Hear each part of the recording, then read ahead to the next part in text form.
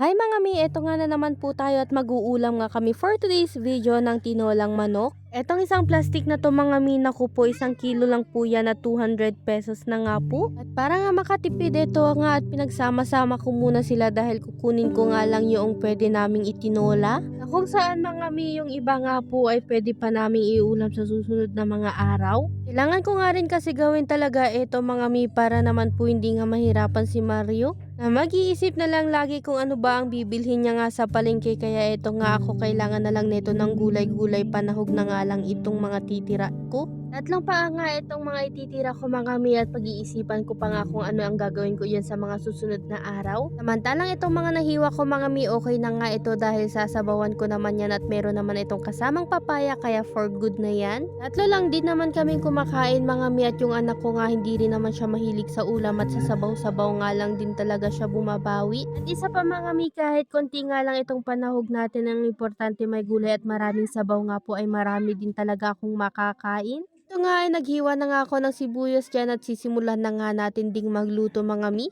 By the way po, this is Nessa D Vlogs po na may content na life cook tutorials and affiliate. Kung hindi ka pa nga po nakafollow ay maaari mo nga po kong i-follow.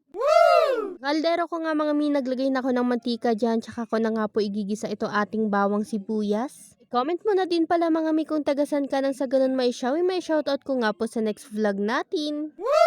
Ilagay ko na nga pala lahat ng manok dyan mga mi, tsaka ko na nga muna ito igigisa hanggang nga po medyo manuyo-nuyo, nang sa ganun nga po lumabas yung kanyang katas. Kayo po ba mga mi, anong oras po ba kayo ng hapon nagluluto ng panggabihan nyo? I-comment nyo naman dyan sa ating comment section at syempre i-comment mo na rin kung anong ulam nyo, nang sa ganun magkaroon ako ng idea.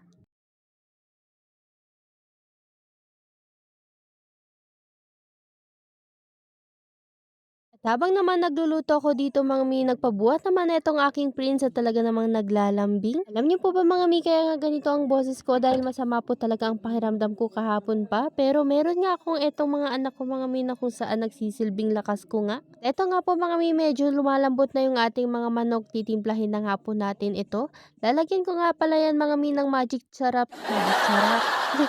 Dahil wala akong nor, tapos etong paminta nga po. Kahit nga araw-araw kong ginagawa ang pagvo-voice over mga mi, meron at meron po talaga yung time na nabubulol din ako. Sabaw nga po pala mga mi ng ating manok ito at naglagay nga lang ako dyan ng 3 basong tubig. Nung kumukulo na nga po mga mi, nilagay ko na nga po pala itong hiniwa-hiwa kong mga papaya. Konting kulo na lang ulit ito mga mi hanggang nga lumambot itong ating mga papaya, no, solve na naman ang ating gabihan.